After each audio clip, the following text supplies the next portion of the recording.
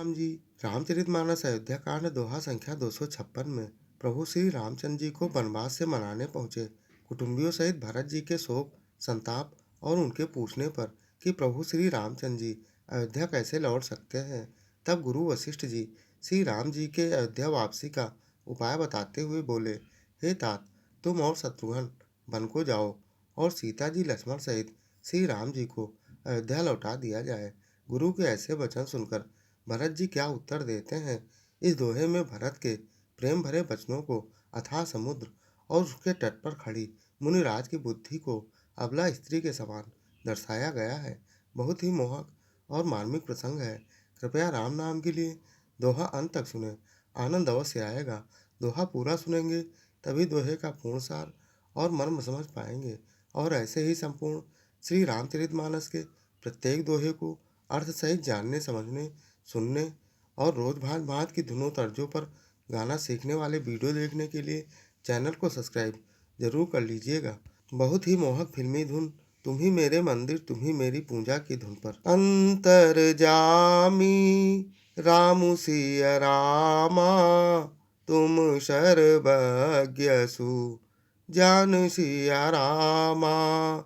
जो फुर कहाउत नाथ निज रामा, की जय बचनु प्रवान सिया रामा। श्री रामचंद्र जी और सीता जी हृदय की जानने वाले हैं और आप सर्वज्ञ तथा सुजान हैं। यदि आप इसको सत्य कह रहे हैं तो हे नाथ, अपने बच्चों को प्रमाण कीजिए, उसके अनुसार व्यवस्था कीजिए। भरत बचन सुनी देखी सनेहु, सभा सहित मुनि भय विदेहु।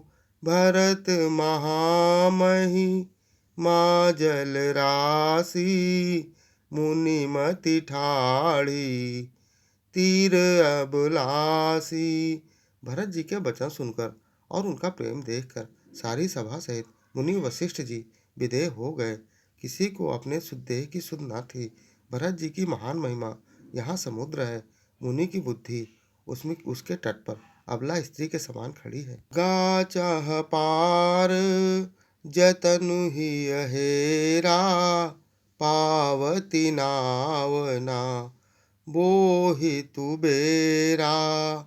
और करई को भरत बड़ाई, सरसी सीप की सिंधु समाई। वह उस समुद्र के पार जाना चाहती है, उसके लिए उसने हृदय में उपाय भी ढूंढे, पर उस पार जाने का साधन नाव, जहाज या बेड़ा कुछ भी नहीं है। भरत जी की बड़ाई और कौन करेगा।